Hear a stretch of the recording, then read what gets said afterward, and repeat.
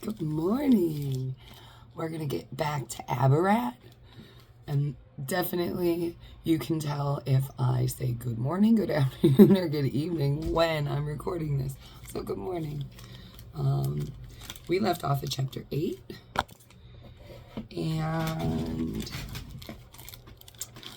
here we go. So chapter 8, a moment with Melissa.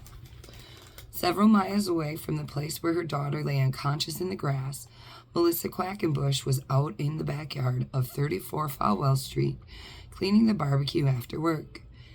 It was a task she hated, scraping pieces of burnt to charcoal chicken meat off the grill, while the armies of ants that had been devouring the remains scattered in all directions. Of course, it was always her job, never her husband's. The lump, she called him behind his back, and not fondly. Right now he was sitting inside, slumped in front of some game show that he was only half watching through the haze of beer. In the early days after his being laid off, his lack of motivation to get up and find himself a new job had angered her, but now she was resigned to it, just as she was resigned to scraping off the remains of last week's barbecue from the grill. It was her life. It was not what she had wanted, nor what she had dreamed for herself, not remotely, but it was all she had, the lump, the kids, and the barbecue grill caked with carbonized chicken. And then, just as she was finishing with the task, she felt a gust of wind coming from somewhere far, far off. She worked up quite a sweat as she scraped at the caked meat, and the wind was welcome, cooling the beads of perspiration on her forehead and the back of her neck, where her graying hair had stuck to her skin. But it wasn't the temperature of the wind that made her close her eyes and luxuriate in it. No, it was the smell that it had carried in its back. Absurd as it was, she could smell the sea. It was impossible, of course. How could the wind be carrying a smell over 1,000 miles? But even as half her mind was swaying, this can't be the sea that I'm smelling, the other half was murmuring, but it is. Another gust came against her face, and this time the smell it brought, the feelings the smell evoked, were all so strong they almost overwhelmed her. She dropped the can of cleaning spray. She dropped the metal spatula she'd been using to scrape off the meat. As they hit the paving stones, a memory came to her head from some long, long ago. It was a memory she wasn't even sure she was pleased to be conjuring up, but she had no choice in the matter. It came into her mind's eye so powerfully, so clearly, that it might have happened yesterday.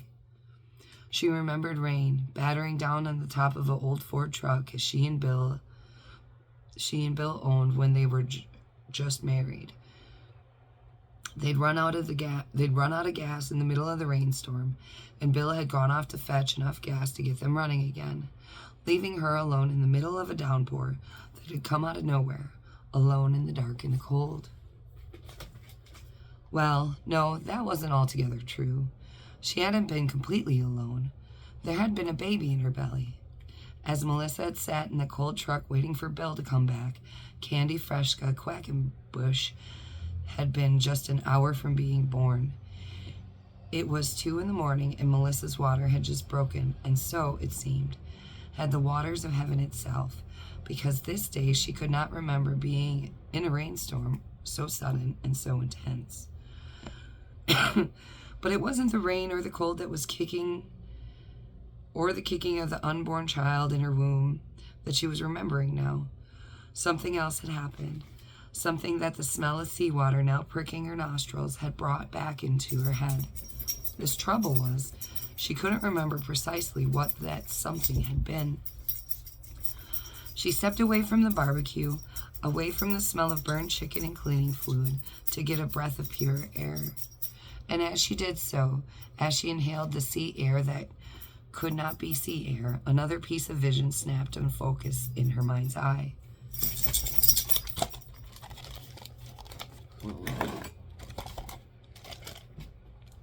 That's a drawing. She had been sitting there in the truck with the rain beating a crazy tattoo on the roof. And suddenly, without warning, there had been light everywhere, flooding the old Ford's interior. Melissa didn't know why, but this memory, the vehicle filling with pure white light, was somehow connected to the smell in the air. It didn't make any sense.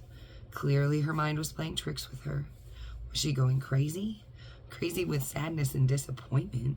Her eyes had started to sting, and tears now ran down her cheeks, ran and ran. She told herself not to be silly. What was she crying about? I'm not crazy, she said to herself. Nevertheless, she felt suddenly lost and unanchored. There was an explanation for this. Somewhere in her memory, the trouble that she couldn't quite reach out. Come on, she said to herself. It was like having a name on the tip of her tongue, but not being able to bring it to mind. Frustrated with herself, and more than a little unnerved, maybe there was something wrong with her, smelling the ocean in the middle of Minnesota. Maybe her life was making her nuts.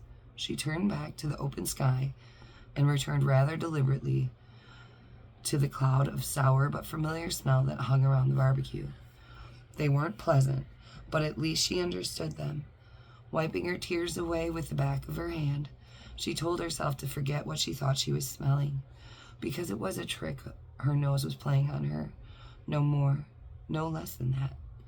Then she picked up the spatula and the can of cleaning fluid that she dropped, and she went back to her weary and unhappy work. That concludes chapter 8. Whoop, whoop. Have the best day.